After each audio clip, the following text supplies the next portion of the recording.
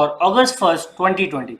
Okay, so the first topic we are going to discuss is the core sector growth. Okay, in economy, in GS paper 3, you would come across these kind of terms, right? So you have to mention these kind of terms in mains paper, as well as there are questions from core sector. Okay, there was a question what the 8 sectors in core sector are, or even there was a question that which sector contributes maximum to this core sector. Okay, so let us first begin with the news that recently there was a news that there has been 15% contraction in the core sector in June. Okay, so this contraction has been since the April 2020. Okay, in February 2020 we witnessed one of the highest growth in 11th month.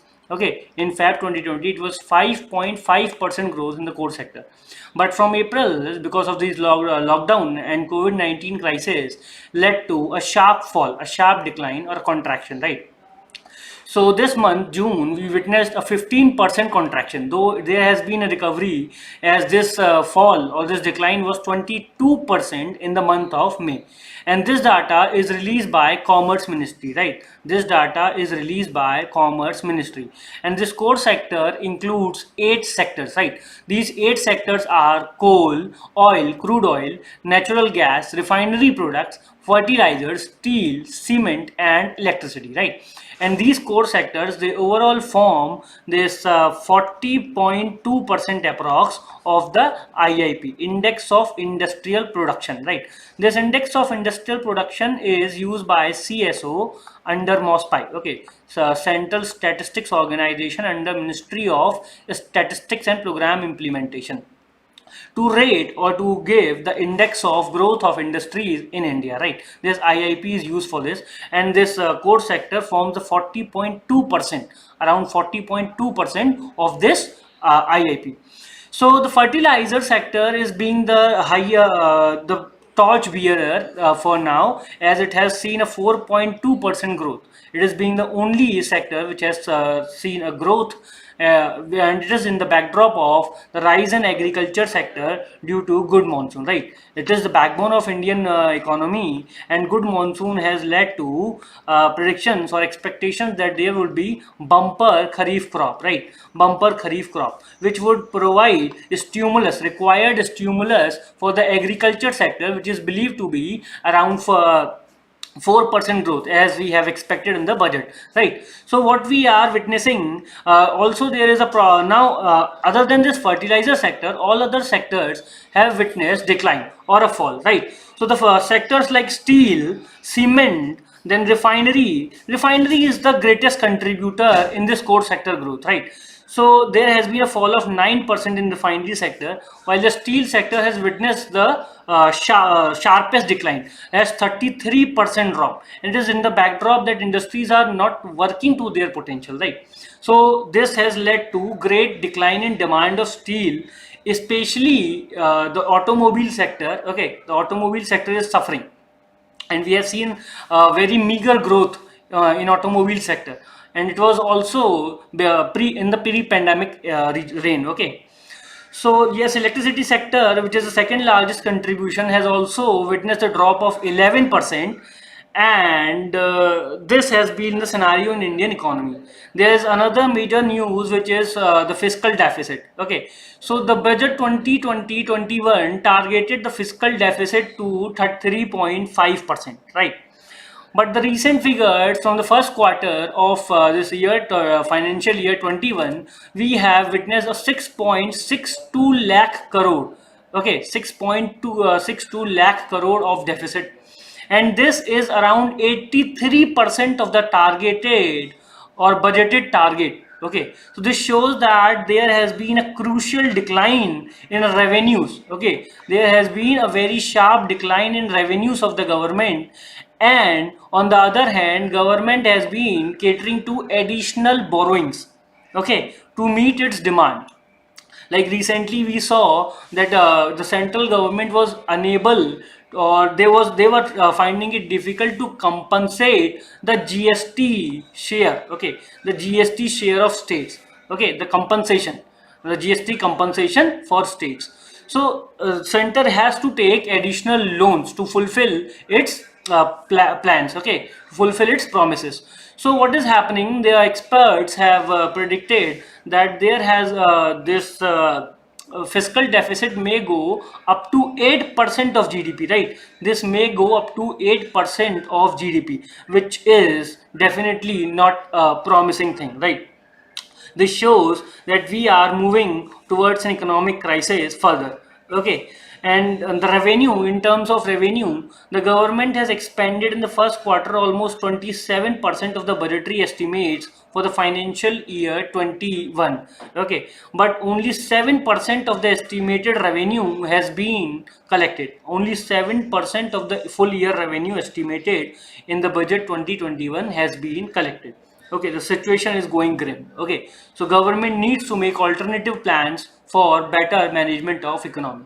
Let us go somewhat in the background of this fiscal deficit thing. Okay, so here I have mentioned the 8 core sectors which with decreasing in decreasing order of their contribution. Okay, they form 40% of IIP. So Government of India formed this FRBM Act. That is, the full form of this act is Fiscal Responsibility and Budget Management Act 2003. And the target under this act was to maintain our fiscal deficit within 3% of GDP, right? Within 3% of GDP. Year on year, the target has been shifted. Okay, earlier it was for 2012, then later it was shifted to 2020, and now even in 2020, we have used our escape plan. We have used our escape plan on the cause of this reduction in this year. We have seen a reduction in this companies tax. Okay, the corporate tax, sorry, the corporate tax has witnessed a reduction. Okay, so Government of India has used its you can say excuse plan, okay, escape plan. So now after this escape plan, we are hit by this pandemic, so the condition could go further down, right? So we earlier we had a target of achieving 3.5% of the budgetary this deficit target, okay, but in 21 financial year 21, but now this seems to be shifted to ahead. Okay, even the NK Singh committee, which was also on this budgetary fiscal deficit management, said that this 3% target should be achieved in 2020. Okay, but now this seems quite impossible. Okay, and they said that India should further move towards 2.5% by 2023. Even the states who were to manage the fiscal deficit, their own fiscal deficit, to 3% of their GSDP, so seems to be moving beyond it. Okay, even they seems to fail on their target, right? So let us move towards the next topic, which is very important topic regarding urban governance. Okay, urban governance, right? So urban local governance, the system started in India in 1881. Okay, under Lord Ripon. Though we had it earlier in the form of panchayats from ancient times, but the modern such system started in 1881. Okay, but the final constitutional recognition to the local governance came with 73rd and 74th amendment, right? 73rd is for village panchayats and 74th is for urban local governance, right? Municipal corporations. So this urban local governance, the failure of this proper local governance has been led to worsening of the pandemic impacts, right? The writer V. Vachana claims here that there are many fault lines in our urban governance. She first claims that yes, there are several problems with our health sector, like government is spending only 1.28% of GDP. Okay, as per a report in 2018, India with this spend only 1.28% of its GDP on health sector, which is way down, which is way lower than the countries of similar development stage. Okay, on similar development stage, right? Even the countries like China and Brazil are spending way more as a percentage of their GDP than India, right? So the problem here is that we are but the public expenditure is very low, and this has resulted in large scale private expenditure. A WHO report from 2017, WHO report says that in India it has there has been 62.4% out of pocket expenditure, right, on health sector. Okay, out of pocket expenditure, and more than 70% people go to private sector healthcare. Okay, for the healthcare they go to private sector facilities, right. Then there is another data from the WHO which says that the doctor to population ratio should be 1:1,000. But in India, this data is 1:1457, right? And a recent article in Economic Times claims that there has been the shortage of 6 lakh doctors in India and around 20 lakh nurses, right? There has been a shortage on such a wide scale. After these health problems, the writer focuses on that these health problems would not have been so much problematic if there had been a good urban governance. But we are suffering from the problems, right? We are suffering from the problems of urban governance. What these governance problems are, the issues in Indian urban governance are the planning, the problem of planning, right. The planning is not appropriate. The concept of article 243 ZE, 243 ZD and ZE, they say for setup of this municipal planning committee or district planning committee, right. But a report from this NGO, or you can say civil society, Janagra, they claimed in their annual survey of India's cities system, A6 2017 report, that only 9 out of 18 cities formed MPC. Even on paper, there was only 50% of the metropolitan cities who formed the MPCs, right? Then this problem is of integration as well. The planning is done only on paper, okay, and they are forwarded to state. But rather, this was to be a participative approach where concerns of people, local issues were to be catered, and they need to be integrated with the planning of state and center, which seems absent now. Okay, so a long, medium or long-term planning is very much necessary to solve the problem of poor housing, sanitation, crowded cities, so that such kind of pandemic, even if they occur in future, they can be readily solved rather than they get worsened. Okay, rather than the negative impacts get worsened, they can be readily tackled at the level of community only. Okay, there can be local government, local authorities which can play an important key role in solving such problems at the base level. Okay, then there is another problem of this weak municipal communities. The municipal communities, as our economic survey and various reports like the second ARC report claim that they have the problem of this 3F: the fund, functionaries and the functions. The first is functions are not devolved properly by the state government, right? We know that only 18 of the 29 functions are devolved by the state government to the local government. Okay, then there is problem of finance. Okay, yes, there has been a this municipal bond. Okay, municipal bond has been issued by several metropolitan cities like Bangalore, Ahmedabad, Mumbai. But even then, the problem of finance still persists, right? We can say from this A6 data that Bangalore has one of the highest revenue collection, which is 47.9% of their expenditure. It further goes down the city of Chennai to 30%, and in Mumbai it is 36%. Okay, this A6 report claims that Mumbai has only 938 staff worker. Okay, 938. So the problem of 3F, the fund, functionaries and functions. Only 988 workers in Mumbai Municipal Corporation for per lakh population.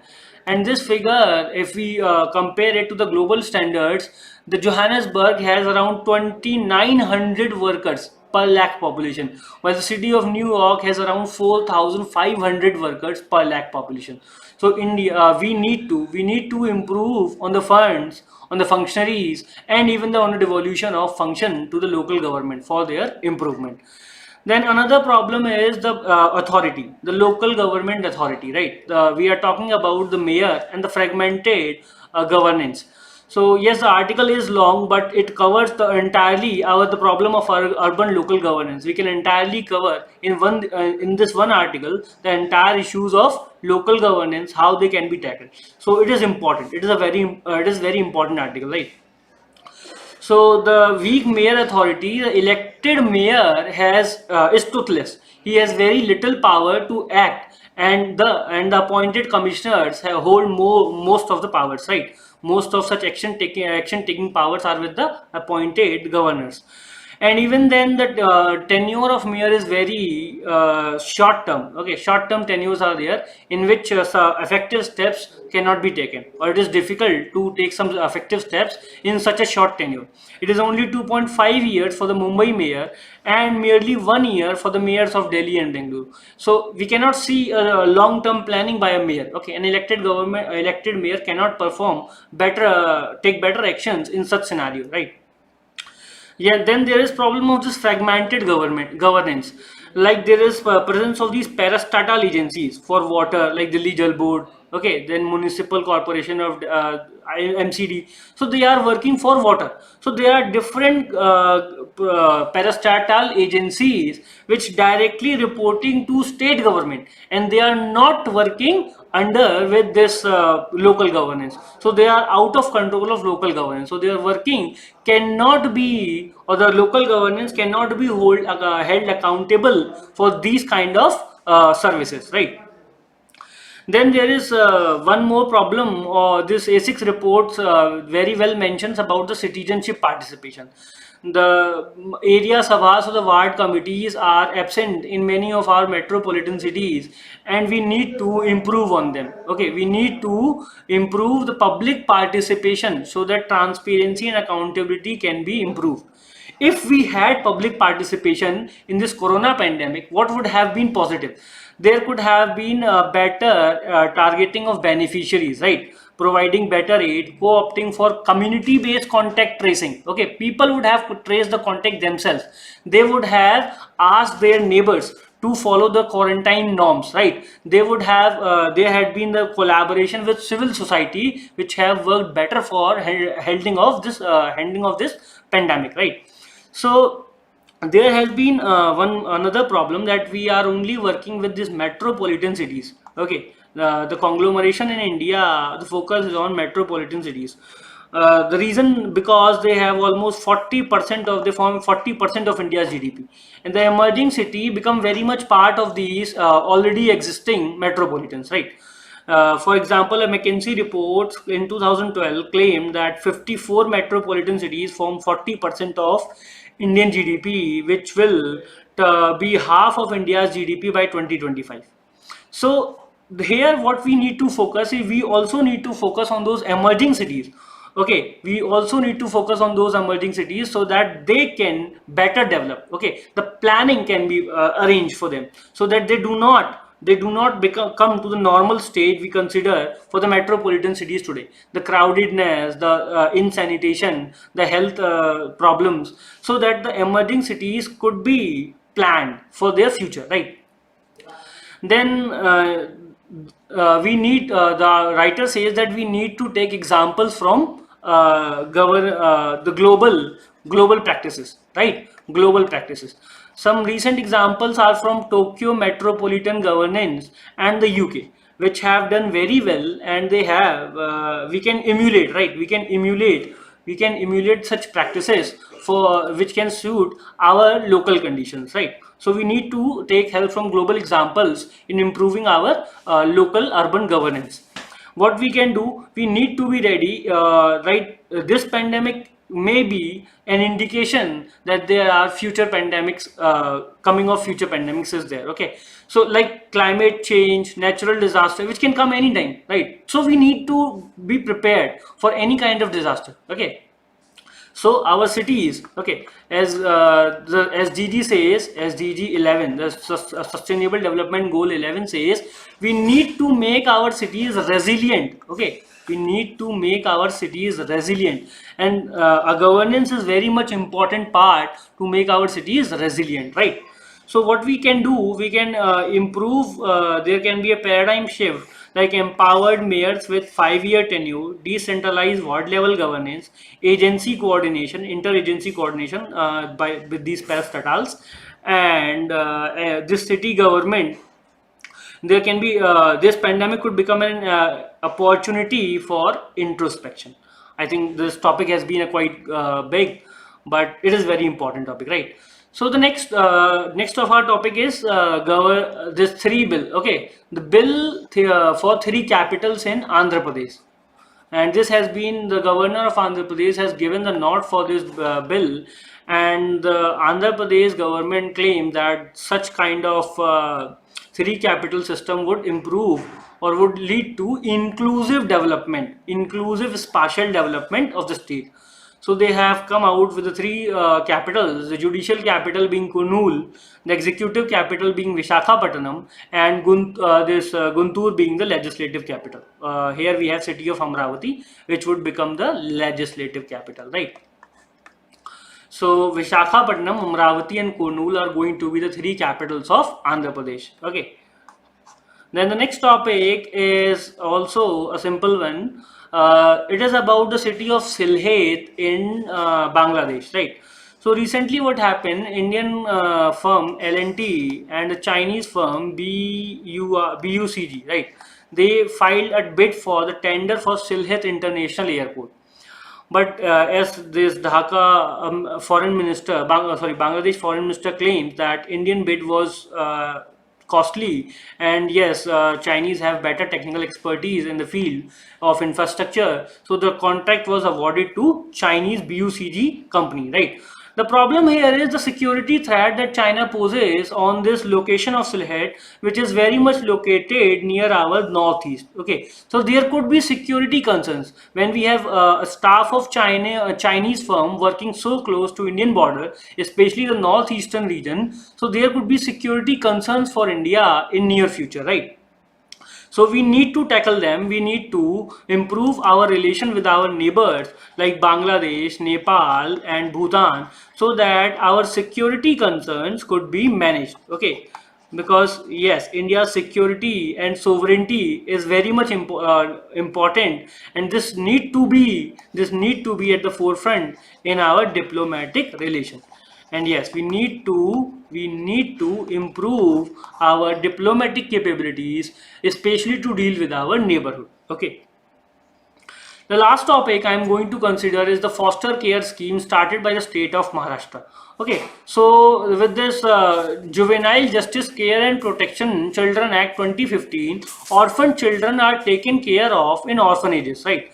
So government has come under this act. Adoption was their facility, but adoption is a kind of permanent facility, and rate of adoption is very less in India. Okay, very few people go for adoption because there are claim of rights and a kind of permanency in this adoption system. So government has come with this foster parent scheme, which is a kind of temporary arrangement for children. Okay, a kind of temporary arrangement where child can live with the foster parents for the time being. Okay, and then later they can be shifted for permanent adoption. Okay, so yes, it is a better kind of approach by the Maharashtra government, which could provide or which can ensure a safe and secure house for children, especially those living in orphanages. Okay, and can be a better alternative to adoptions. So on this positive note, I would like to end my lecture. Thank you and have a nice day.